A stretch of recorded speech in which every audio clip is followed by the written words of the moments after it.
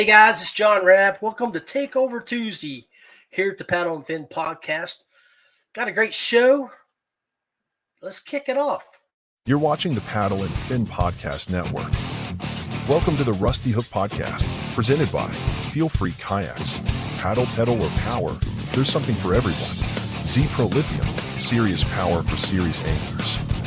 Dubro Fishing, American marine application and soft plastics. Big Lake Bait Company, Texas's #1 custom bait maker. Raw and unfiltered. Streaming on Twitch, YouTube, Facebook, and Twitter. Bringing you gear reviews and candid interviews from the industry's best. Angler profiles, tournament news, and legendary knowledge from kayak fishing's best. Grab that cold drink and get settled in. Now here's John Rapp, our host. That's right, folks. John Rapp here. I got my cold drink. I'm ready to sit down and chill, chat, and talk all things kayak fishing. I got a great show with you tonight. I got a great guest. Matter of fact, me and Josh have talked about trying to get him on for about 2 months after our time down in North Carolina back at the end of March. But, he keeps the road hot, and I have to. So finally, after his most recent ass kicking down at Santee Cooper, Jurassic Park, I was able to get with him and say, hey, come on the show, talk about some of your techniques, what you did, how you were effective, and then we'll just let Josh talk about, how he's come from the beginning to where he's at now, what's worked for him, just an overall just chit-chat and talk about the sport that we love. I want to give a shout out to Tim Segraves here in Nicholas County. I know all of us have done this at some time or another. This was my first experience in 10 years of kayak fishing, especially when you're motorized. I took my boat out to Summersville Lake day before yesterday in the evening.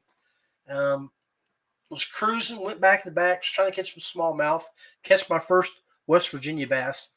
A boat came in back in the creek, and we were back in that creek, and he saw me back at the mouth, and he turned around and went out. Well, I was about done anyway. I wanted to cruise back and get to the house. So I kicked that NK300 in, and I was cruising. And as I saw him, I slowed down and moved over to the right of the mouth. It was probably about a 75 yards wide creek. And if you know anything about Summersville Lake in West Virginia, it's very, very deep. So it drops off, but it's got a lot of boulders and stuff. Well, as I was cruising next to him, I come up on a rock. I went from 40 feet of water to 6 inches, and I got stuck on that rock. Thank goodness it wasn't 18 inches of water, or I would have destroyed that NK300 prop. But I did get stuck, and Tim in his boat was talking to me, and as I spent 5 minutes trying to get off that rock, and I finally like, Tim, I'm going to need an assist because, like I said, 18 inches of water, I'm looking at the rock, and then off the edge of it was probably 30, 40 feet of water. So, Tim, I appreciate the assist. God bless you, and thanks again. So, the real deal, and that's what this is about, is Josh Diehl, kayak angler from Georgia, sponsored by Z-Pro Lithium. Very proud to have him on that team. He's also sponsored by other companies. We're going to bring him on and let him talk about that and more. Josh, welcome to the show, buddy. Hey, man, what's going on? Thanks for having me. Hey, thank you. I mean, I know you're a hot ticket right now in the kayak fishing world after the absolute shellacking you gave the native watercraft folks this past weekend. Before we get into that, let's talk about your socials. Folks, you can find those in the comments of this show, but let's let Josh go over some shout outs, some socials, and run that down for us. Okay. Yeah, I can start off with some shout outs first, and then I'll move to the socials. So for me, you mentioned I have some other sponsors as well as Z-Pro. Z-Pro is one of my premier sponsors. Very proud to be on the team and very proud to have them in my corner. On top of Z-Pro, I have the folks over at 5x3 Fishing. They've been with me since the very beginning of my kayak fishing career. These guys, hands down, have been through every step, every good day, every bad day, and everything in between. And I have a lot of respect and appreciation for them. I'm also with the folks over at Boondocks. I'm part of the Hobie fishing team. And then in addition to that, I work with the crew over at Battlefield Outdoors out of Chattanooga, Tennessee, while out of Fort Oglethorpe, Georgia, just outside of Chattanooga. And then in addition, I'm on the Dobbins Rods kayak team as well. I saw Battlefield was giving you some huge shout outs. They definitely showed some love to you. I thought that was pretty awesome of them. They're a solid crew up there. I really appreciate them. Yeah. Cool. So socials, man, if people want to know about you, learn a little bit about you, where can they find that information at? So the easiest way to find me right now is on Facebook and Instagram through my profile at Real Deal Fishing. That's the easiest way to find me. I have a YouTube channel, but it's a little bit it needs work. Hey, you got one more subscriber today. I can tell you that. So I appreciate that. I'm going to be working on it. Like one of the things I'm going to use some of the winnings for is to get me an Insta360 and start getting some footage on the water. It's something that I've tinkered with the GoPros, and I'm just not a fan of the way the GoPro sets up on the kayak. It just doesn't set up the way that I want it to set up. And so I'm going to play with the Insta360 and see how it works and see if I can't get it into my regular fold. I recently Huge fan. Yep. Recently did an upgrade, put the Boondocks crossbar up front. And so I'll have a perfect mounting location for that Insta360. I'm looking forward to how that turns out. And I'll get pictures out for everybody to see. Awesome. I mean, I'm going to tell you, when I was down in Charlotte with Josh, got to look at how he had his wiring system set up in his boat, the fuse systems and everything, was able to get some photographs. I stole some of those ideas, actually rigged mine up similar to that. Actually had a buddy of mine who's an electrician come over and help me wire things and run wire and set things up because I didn't want to screw things up. Actually, and that tells you how bad I am. When I was charging my battery after my outing day before yesterday, when I was putting it back together, I reversed it and popped one of my fuses. So I had to, just you know how when you're in a hurry and you're trying to do things, you overlook things, and I completely changed black on red and black, and messed that up. But yeah, I mean, you have one heck of a great system. The way you have your fuse boxes and your batteries right there in that little hatch up front, it's beautiful work. So, thank you. I do everything on quick disconnects. Everything is hardwired into the boat to include my lighting, even my rear 360 light. I come from a little bit of a bass boat background on the side as well, and so I've taken some lessons learned from that. And my buddy Big Smoke Kevin and I have really put some time into figuring out what the best wiring setup looks like and what works for me on the water. And so everything's, like I said, quick disconnect. I've got switches on the front panel that I can turn things on and off. I have quick access to everything, and I have plenty of power with Z-Pro under the hood. Well, speaking of which battery are you currently using to run your electronics and lights and things like that? So right now I'm using a 1230 on a quick disconnect. I'm actually looking to bump that up because I'm going to put a second graph on the kayak. I'm looking to bump it up to a 12, I believe 50, once those come back in stock, and get one of those on board. But right now I'm running 1230 on quick disconnect. If it runs out of juice, I just plug the next one in and keep going. Yeah, that's cool. And I reached out to David a couple of days ago and said, hey, the 1250s that are coming in, they are supposed to be Bluetooth capable too. That's so correct. that'll be really, really sweet to have a little battery that you're using for your electronics and be able to check it after going out for 8 hours, seeing how much juice you've got left, and decide, I don't need to charge it until tomorrow, or don't need. That's one less work, something that I got to worry about today. I can wait till tomorrow. So that's gonna be nice. So okay. So you talked about you came from the bass boat world. So how long have you been in a kayak now? So I've been in a kayak officially I've been in a kayak for almost 5 years. And I say I come from a bass boat world. I fished my entire life, john boats, small boats. I owned a V-hull boat for a while, and I bought my first bass boat back in, I don't know, 2017, 2018, and was, just fishing for fun. That's all I ever did. I just enjoyed going out to fish, and I still enjoy going out to fish. And one day my buddy came up to me and he's like, "Look, you need to come out and fish with us in a tournament." And I'm like, "Dude, I don't tournament fish. It's just not me. I don't come out and tournament fish. I just fish for fun. I just go out there and see how many fish I can catch and have a good time." And I came out and tournament fished, and a lot of things happened that year, and the rest is history.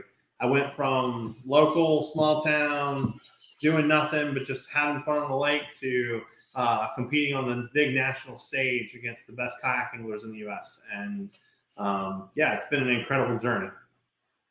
So 5 years on the tournament scene. How much longer do you see yourself doing that? And do you think that you will do any transitioning like like I have? Will you find yourself, instead of doing just tournaments all the time, but spending more time shooting content, or with that, when you get that Versa 360, you're going to absolutely fall in love with the features and how easy it is to just click that baby on. I did lose a couple fish a couple days ago when I on those smallmouth, because I was like, I got to get a couple of these smallmouth on video. I got a nice red eye. But you set it right there where you can just click it, turn it on, and it records, right? And it catches your video for you. But because what I'll do, I'll cast, and as soon as I feel that nibble, I'll click that button, and then I'll try to set the hook, or I'll set the hook and feel that fish on there, and then I'll try to click the button, and that mistake right there is I'm giving it a little bit of slack. And when I try to catch up with it after it's ran toward me or something, then I'm like, I lost it. Didn't get a good hook set. But you're going to love it, man. I can't wait. And I'm curious, like next Tuesday, I'm taking off for a week to go to Lake Erie with a bunch of my buddies from here. And I guarantee you, if I don't have 25 to 40 smallmouth on that 360 to post just about every day, I'm going to be very upset. Can't blame you there. So. Yeah. So do you see a transition in your future, or are you still going to do the hardcore? Because you've been traveling a lot, man. I mean, do you feel like you'll reduce some of that work and then go out and do some more stuff for Z Pro or 5x3, just do some video and send to them, or any people like that, or even for yourself? That's a really hard question, because I still am trying to prove to myself that I deserve to be on circuit. Bro, I don't think you have to prove anything now. I know what I've done on trail and the accomplishments I've made and stuff like that, but to be inside my head for a moment, I'm still trying to prove to myself that I deserve to be on circuit. There are some days that I go out there and I'm like, this is me. This is where I deserve to be. I earned this, and I still believe I earned it. But at the same time, I'm still pushing myself. I'm still driving, and I'm getting a little bit of nudges lately. I've had a handful of people reach out and ask me if I'm going to go big boats, in the future.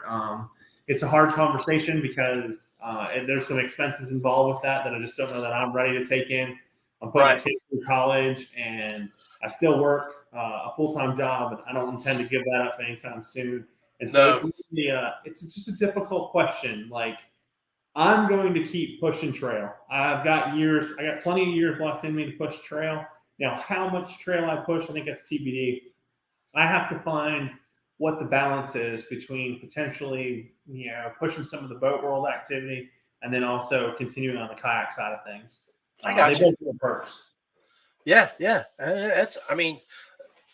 It's nice to have those type of options, because right now, you being a hot ticket, your name is huge out there. We know people are starting to realize, and if they're not, then they're blind, or they don't have their ear to what's going on in the industry, because you've been making waves the past 2 years, 3 years. Right there over your left shoulder, you got a couple of nice blue trophies. Now, next week, you're going to have 4 checks. You're going to have a brand new native watercraft that who knows what you're going to do with. I say you're probably going to keep it. You're going to get with your buddy. You're going to say, let's rig this baby up. And you're going to have an extra kayak to have at the house for the wife. Jimmy Joe Bob, who comes down from God knows where else and says, let's go fishing, and you'll have all that sitting, waiting for you to use. I think the Hobie fishing team would be remiss, upset with me if I didn't tell them I was putting somebody in the Hobie. So, well, that's true. That's true. I understand that because but I mean, and that's also a nice sell to put a little bit more cash in your pocket to pay for more trips, pay for that Insta360, buy that extra graph, So, I mean, so techniques. We're getting ready to get into what you did Saturday, but what techniques have you learned and practiced? And let's not say mastered, because nobody's ever a master of their craft in fishing. You're always learning, but that you are very, very comfortable in your go-to techniques. So I want to touch on something. You said we're always learning. And one of the things that I truly believe is that no matter who you fish with, you always learn something from the next person you fish with. And so exposure to other anglers, good, bad, and indifferent, teaches you things along the way. And having communities that you can talk and click in help as well with your development and progression in the sport. As far as me, I'm a versatility angler. Everybody kind of laughs. You see me as a kayak angler, and I show up and I've got 11 rods on the back of my kayak, and I've got 11 different techniques in play. And I'm sitting there because for me, I truly believe there's a fish of the moment aspect to it. If I pull into an area and I'm like, this is frog water, and I just feel that it's frog water, I'm going to pick up frog. That's what I did at Santee Cooper. I'm comfortable dragging a worm deep. I'm comfortable with deep cranking. I'm comfortable with shallow cranking. I'm a little bit weak in the jerkbait techniques. I don't have the patience with the jerkbait that I need to have. Yeah. I'm not doing as good of a job locating suspended, stalled out fish. Some guys laughed at me last year because I jerkbaited a square bill at Gunnersville last year when I found suspended fish and absolutely destroyed them on it. It's just something different, right? And again, who would have thought about that unless now I've been just exposed to that idea by you. And like you said, you're always going to learn something when you associate and talk with other folks. So my best success has come on grass lakes to date in my career. I live on a lake that has zero grass, which is just a little bit of an oxymoron, but then my best work has all come on grass lakes. Huh. Yeah, I would have thought everything in Georgia was grass. I guess you got some clay around you or something, or what? Lots of clay, lots of rock, lots of hard bottom, lots of empty water, solitary brush piles, cane piles. And we live on a herring fishery, and we have absolutely no grass. Well, I mean, so you talked about you're going to get another graph. What do you employ now, and how do you plan on using the second unit? So I currently have a Garmin 106 SV on the kayak. I actually ordered the second graph yesterday. It's another 106 SV. I'm going to run them in tandem. One's going to be committed to my forward-facing sonar, focused on the LVS 34. And then the other one is going to be dedicated to my map, side imaging, my traditional loadout. Most people, I think, I have an appreciation for forward-facing sonar, but I still find myself in a lot of tournaments not using it. It's one of those things where on the bass boat, it's always on. On the kayak, it's sometimes in the way. And it gets to be a disturbance and kind of interferes with the ability to fish. And so, at certain events like Lake Murray this year, I needed the live scope. I pulled the live scope up. I knew that I needed to be utilizing it. And I dropped it in and was looking at fish in 20 foot of water. And on day 2, I absolutely crushed them by utilizing my live scope. At Seminole, I've used live scope to map the sides of grass, the edges of grass, just to make accurate casts. I'm not looking for fish. I'm only looking for grass lines and transitions and breakpoints, and using it as a way to improve my efficiency versus trying to find and target fish with it. Trusting instincts of the past. and then using that with the new tech. I think Roy Widgeon from U.S. Kayak Fishing Magazine's on with us. He's got another question here for you, and maybe you can help him here. So, what transducer mount will you use for the forward-facing sonar unit? So right now I use the Fisherman. It's I keep it on the right-hand side. It folds up and down when I travel, and then I basically have enough cord on the going into the transducer pole itself that I basically tuck it and lean it over the kayak and plug it into the rod holders, and then just strap it down for travel. Okay. Hey, so we talked about wiring a little bit ago. Do you already have like a hookup that you can set that up? I know you probably were forward thinking when you were building your boat. Did you got space or a plug-in ready for that over on that side of the boat? I don't have a plug-in ready for it, but it won't take me long to make that adjustment. I probably need, I would say I probably need 2 hours and a little bit of help from Big Smo just to get everything oriented the way I want it. And we'll have it set up. I have some new equipment coming in from Boondocks. I've got the Boondocks firewall on the way in. That's going to help with some of my cable management with the new battery setup. And have that laid out nice and neat, and I'll get some pictures out there when I get set. Yeah, I like to see that because I know I got some wiring mess that I've just using some black duct or electrical tape to tape up and keep it out of the way. Like you, and matter of fact, you were with me when I had my Quandre in Charlotte when I brought that new boat and thought I had all of the stuff to set up my new Mega 360 that I was going to use on Lake Norman. I've got it now. When I was in Tennessee, I had it set up on the back of an NK 180 so I could deploy it. But when I was at 300, it's so strong for my Moken, it actually drags the rear end of the boat back almost underwater. Yeah. And but it was that 360 unit was causing a disturbance. It was pushing water back up into my boat. So I had to pull that out. I had to pull that away. I got Sniper Marine, which is in Tennessee, near you, as a matter of fact, down around Chattanooga, between Chattanooga and Knoxville. They overnighted me their bracket with some rubber on the inside because their unit is a big circle unit. It's made for your forward-facing sonar shafts, and my 360 shaft is like a 1.5, a 1 1/4, where yours is maybe a 1.5. So they sent me some rubber tubing to put inside. Works great, and I set it up. Got to play with it a little bit. 2 graphs. I got 2 Humminbird 9-inch units, doing the same thing that you're doing with what you're planning on doing, which is one of them I use for charting and for just regular down imaging. The other one I use for 360. So when I'm moving around, and the good thing, I don't move a lot. When I find an area that I'll study an area that I want to fish that's got a lot of laydowns. And so I'll stick in an area. It could be, let's say, 600 to 800 yards of bank, and I'll just use that 360 and go through there and just chart it to death. So there's nothing wrong with, man. That's a great approach.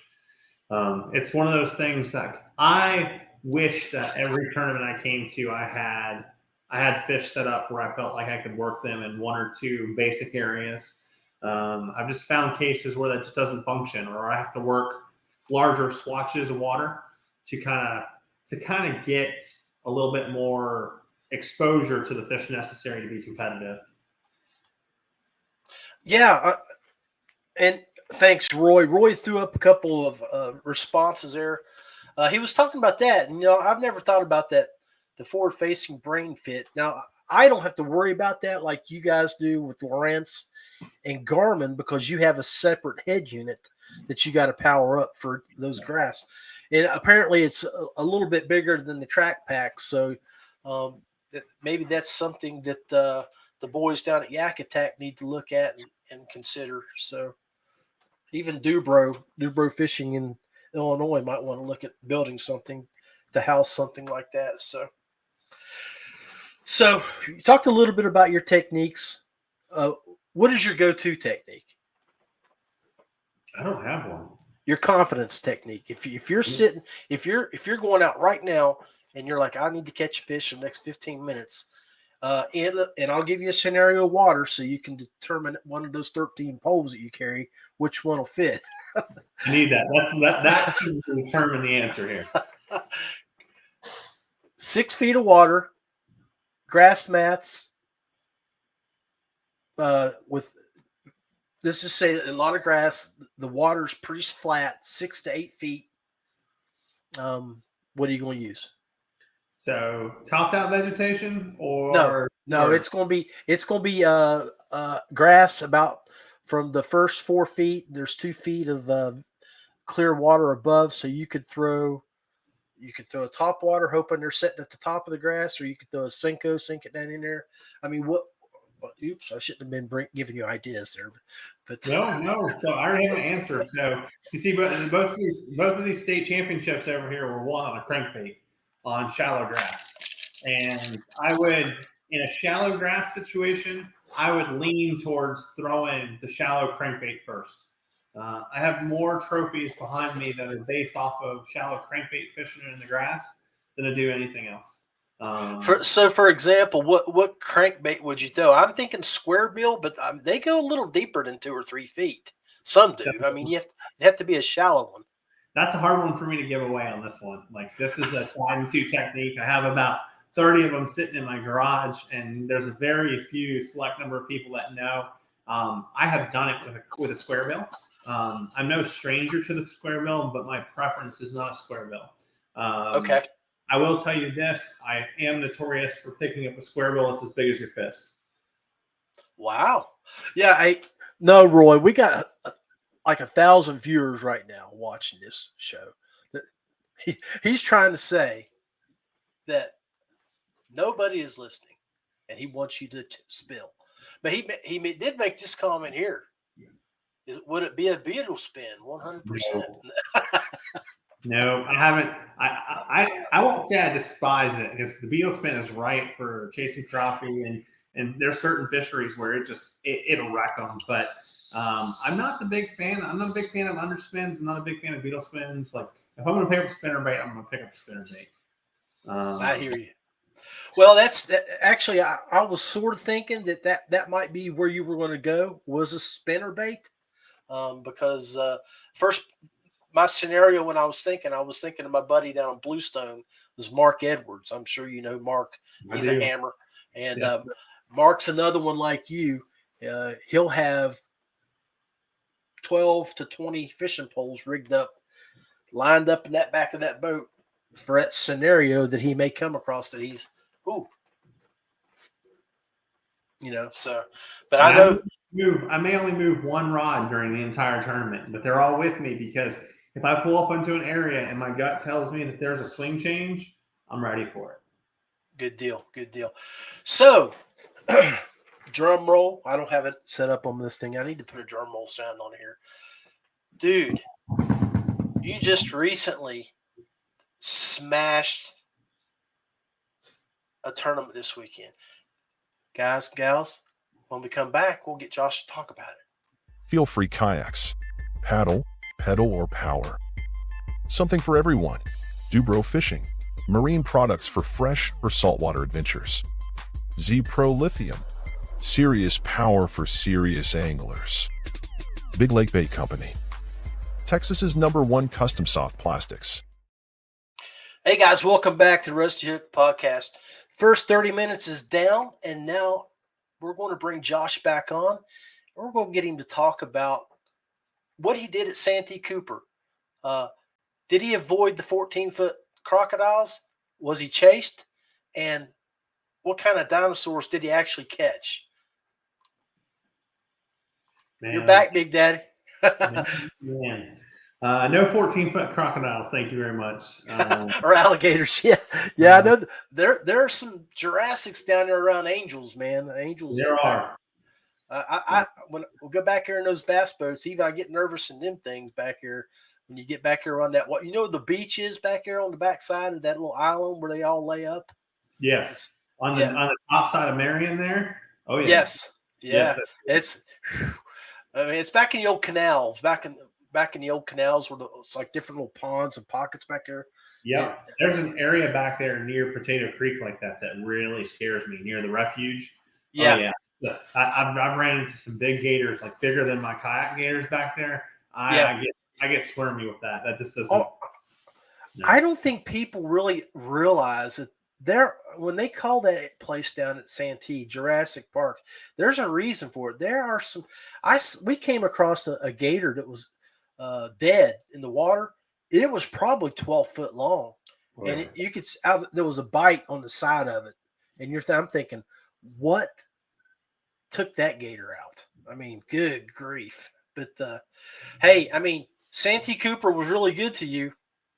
Um, so, guys, if you don't know much about the Native Watercraft series and what they do, what I'm gonna do is I'm gonna have Josh just fish it, and I'm gonna have him explain their format so you can understand his thought process on why he went the way he did. Because there's different ways that you can win with that tournament format. So, Josh, take it over there and tell him a little bit about how that event worked. Okay, so the Native No Limit event is it's actually Native No Limit and the Big Bass Power Hour. It fishes like a Big Bass event, but at the same time, it fishes with a no limit format. The no limit format is as many fish over 14 inches that you can catch and score count towards one side of the tournament. And so, if first place catches 35 fish over 14 inches, it's the total inches for those 35 fish on the scoreboard.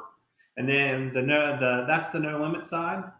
There's usually payouts based on number of anglers in the field, similar to any other traditional event. We had just under 100 anglers, so we had five. We had five slots on the no limit side. And then you have the Big Bass Power Hour. The Big Bass Power Hour pays biggest fish per hour, each hour of the day. And so you have 8 hours, and so you have 8 big bass. And then the big bass of the event wins a brand new kayak, in this case, a Native Titan X 12.5. Very nice. So, you decided to go one way instead of the other when you sat down and planned out this tournament. Explain to everybody what your decision process was. So this isn't my first time fishing a big bass event. I fished them out of the bass boat here on the home pond. And in addition to that, I also fished it last year at Gunnersville and won this year at Chick already. And the thing that I'm starting to think about is, when I go out and practice, do I have numbers or am I chasing size? What's my determining factor there? If I feel like I've got numbers of fish, then I definitely want to compete on the no limit side of the house. And then if I don't feel that I have numbers to my advantage, then I want to go chase big fish and I want to sell out to catch some big fish. You have to kind of make that decision early. If you fish the no limit side, and you don't have to make the decision, but if you choose to fish the no limit side, you still have a chance of catching a big bass check. It's just you can commit your brain and your focus to catching as many fish as possible that are going to score and then running up the score on the leaderboard. Where on the big side, you can commit to larger baits or specialized techniques that tend to draw bigger fish. And then it's really just about locating those bigger fish. Like, yes, you can catch big fish on a drop shot. You can catch big fish on a shaky head. But like some of those finesse techniques don't always necessarily produce bigs at the consistency that maybe something like a frog or a big swim bait will do. And that's where some of that separation comes in. I threw a 10-inch worm and a frog pretty much all day at Santee Cooper. Sold out to it. And the whole reason behind it was those are techniques that a 10-inch worm usually tends to produce a higher class of fish, a higher quality fish. You won't catch as many fish, but you will catch that better quality. And then the same thing with the frog. The frog will get activity from smaller fish, but the frog still has that enticing factor with those bigger fish as well. And so I committed to the big bass side of the house. After practice at the home pond, I was like, this just isn't going to work format wise. I don't think I have the numbers that I need to compete on the no limit side. I'm going to take the 2.5 hour drive. I'm going to go to Santee Cooper and I'm going to commit to chasing big fish all day. I've got an area that I know has big fish year round. It's just a matter of locating them and getting them to eat. Well, I don't think that was much of a problem for you on Saturday. So, Yeah. guys, he just explained to you that there's a big bass power hour. And of that hour, this is an 8-hour tournament. Josh, how many of those power hours did you win? This event I won 4. So you took 50% of the pot.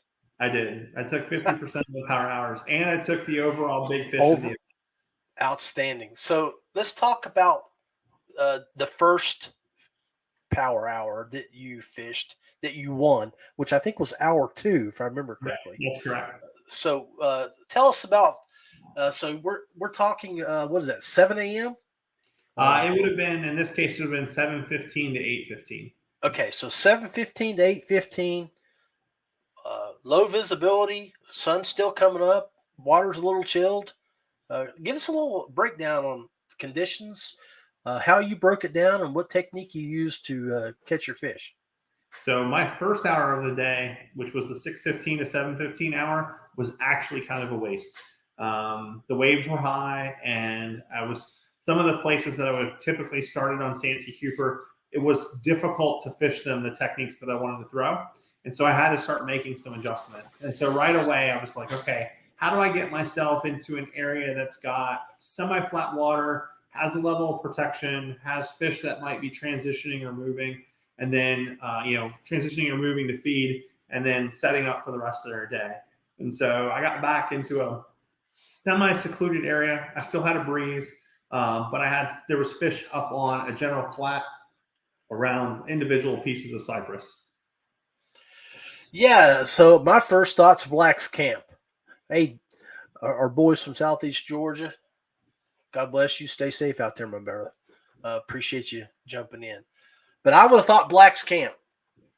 I would have went one of those back coves, especially because when you started talking waves and water, I'm thinking, man, you must have been out off some of the deeper points, off the edges, But I know a lot of different places in the lake. We have never spoke about exactly what area you were in. I have a good idea based on my knowledge of the lake, but explain what pushed you in. But you said, because I know Santee can get really rough, real quick. If you're not, me and Beth, when we went down on our honeymoon, we're sitting at Black's Camp. We just came in off the water, and we watched a tornado, a water spout come through. So we were like, wow, that came out of nowhere. But South Carolina, your area, Georgia, what seems like is close to us could have been 30 or 40 miles away. Sure. But we were like, wow, check that out. But so the weather forecast was supposed to be 3 to 5 mile an hour winds. Okay. When we got to the lake in the morning, there were 20 mile an hour winds coming out of the north. And so it was quite sporty. It was tough to get off the ramp. We had a ramp that faced the north wind, and it was tough to get off the ramp. And so once I finally got off the ramp, I had to fight, 2.5 to 3 foot rollers, kind of working my way out to the areas that I wanted to touch first. And it was untenable to stay where I wanted to stay. I'm not running a bow mount. I'm running a Newport NK300 on the back. And so I work my areas with some efficiency, and I kind of move and pivot and circle around and do things like that to keep myself in my general areas, and then I move on. And it was just too windy to do that, and so I just went further into secluded areas and worked from there. Well, I guess that's where you said you lost that first hour. So hour 2, you definitely put the good work. You found your location. What did you see that made you decide on the technique that ended up winning you some cash that hour? Well, so for that hour, I was committed to a big worm. There's a handful of things at Santee that can sometimes produce. Sometimes you'll hear people talk about the Santee slide or the cypress slide, where you put a big bait on the side of the tree and it slides down the tree, and they eat it off the side of the tree. In the mornings, you don't necessarily have to worry about that as much. And so I'm just trying to make proximity casts in the area of the feet of the cypress tree. And I was basically chucking a 10-inch worm around, just trying to get a feel for things. It was still early in the morning, trying to look for a big bite. And I pulled up into an area, another kayaker pulled in close to me. He caught a fish that was 19, and right after he caught that fish, I caught a fish that was 20 and a half. And that fish was, I don't know, probably within 4 to 5 foot of a cypress tree. Okay. But it was in an open, flat area, and I knew the area from the past because it's an area where I've caught big fish before. It's like a transition area where fish are moving from shallow to deeper water and coming in and out to feed for the day. So I'm glad that it worked out for you, because some people in the past have fallen into those traps where they've used history and history has hurt them. But for you on this occasion, it did not. So hour 2, you win $1,000 on a 20.5-inch fish. That's right. So let's move forward to, what was it, hour 4? Yep, hour 4. Okay. So hour 4, you're talking about 2 hours later. It's between 10:15 and 11:15. Sun is probably 9:15 to 10:15. Okay. So no, sun is probably still a little bit behind trees. Did you still have heavy wind and cloud cover, or what was this? No, the wind was starting to die down. Okay. And the fish that I was finding in the general flat and feeding area had kind of disappeared. And I was starting to work cypress, starting to pay a little bit more attention to shade and like the little bit of shade off cypress trees, doing a little more of the cypress slide, and kind of just working water, trying to feel out where they were. I pulled into a creek that was in my area, and when I came in, I saw grass, and I had been seeing grass throughout the day, but I hadn't really seen grass like this. And so I don't know what kind of grass it was particularly. It reminded me of like, I don't know. What do they call them? They tend to grow little purple flowers, and they stay on top water. Yeah. Okay. Yeah, I know what you're talking about. And so anyway, so there was a surface grass, and I saw it, and I was like, man, that looks real froggy. I'm going to pick a frog. And so I made the first cast of the frog. It wasn't the best cast in the world. Get it back to the boat, nothing. I threw the second cast out, and I paralleled the grass perfectly. And as I was coming along the grass, a 21, I want to say it was a 21 and a half. It might have been a 21 and a quarter. Absolutely mauled it. Came up and destroyed it. And I was like, look, I just, realized a change in their position. And I'm like, I'm going to keep working this technique. So I caught another big fish. I kept the technique in my hand. I caught a few more fish in that general area doing the exact same thing. And that bite was good for about an hour and a half or so before that bite was won. Hey, something that I didn't ask you, I never thought to ask you, and I know you finished, I think, 17th overall? That's right. So you went ahead, and even though you were aiming for big fish, if you caught anything over 14, you still scored it? Oh, yeah, absolutely. Okay. Good, cool. Okay. Yeah, of course, I'm assuming that because you finished 17th, but you talked about those other fish, and with that technique, I'm sure that everything you were catching was over 14. So, and that's not the case. Oh, really? Okay. So I caught a 17, and then I caught 2 or 3 fish in the 13 and a half range. Oh, on the frog. On the frog. Cool. So, the little bucks were aggressive, weren't they? That they were, and you could tell that they were just kind of in the area protecting a little bit. Okay. The strikes were pretty aggressive, and they would come up and they would hard commit to it. The 17-incher that I caught that I scored was a buck. Everything else, all the big girls were females for sure, and they were all already feeding up, resetting for summertime. Sweet. So we've knocked out 2 of those 4 fish. Hour 7 and hour 8. So you had a little lull when it comes to big fish. We know you were catching other 14-inch or better, but we move into the hour 7. Can you talk about the time, what transitions you made? Because I know that when we've talked before, you found a pattern that last couple hours that really, really triggered your victory.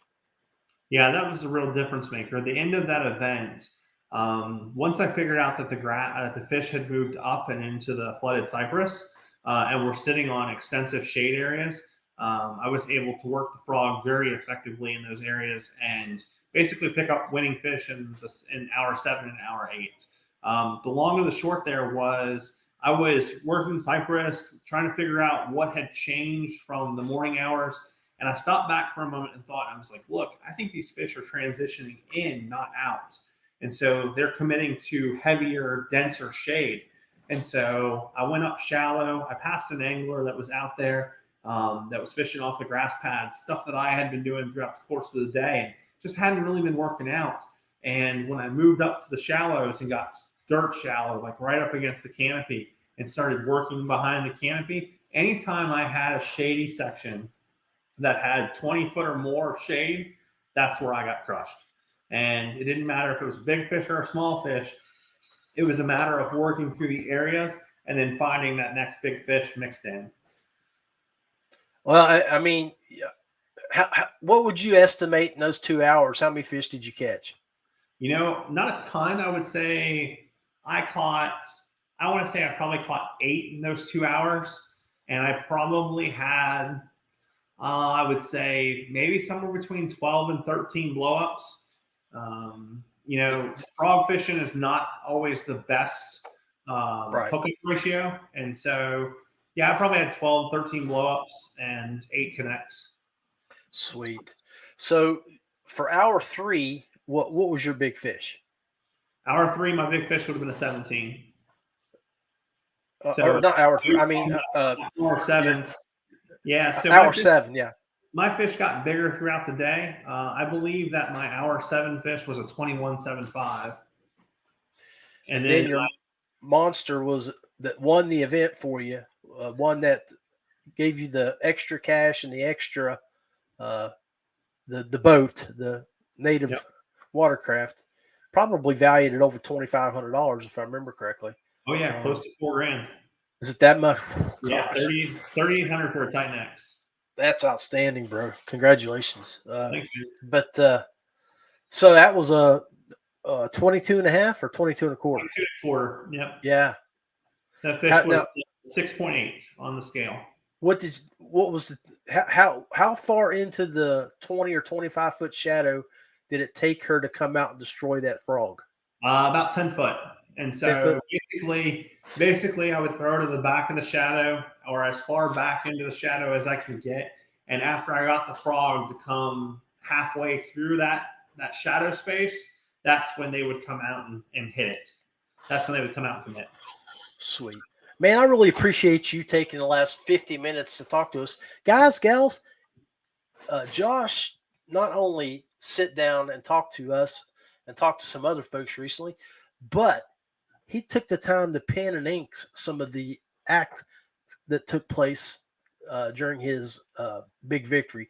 If you go over to Z-Pro Lithium, we just published a new site. If you go to About Z-Pro and you go to Z-Pro News, you'll see this page here, and then you just scroll down and look at that beautiful man right there with that big monster fish. Look at his article here, and there it is. Go in and read what Josh had to say, what he did, something that I may have missed in tonight's interview, and he can. And I'm sure if you reach out to him on one of his socials, he'll give you tips, tricks, or even some guidance there. But you can see there's photos of his boat, his fish, some glory shots, and those 4 glory shots, as you've heard, has won him close to a 4,000 plus boat, 4,000 in cash, and other gift cards worth close to $2,000. So my boy racked it, and we're proud of him for what he did. There's the live video with him and the commish from Queen City, chit-chatting there a little bit about. So, yeah, man, congratulations on a great weekend. We're super proud of you, and I know you got to be proud of your accomplishment. Yes, sir, I do, and I am, and it's an epic one. This was a fantastic trip, and I did everything right.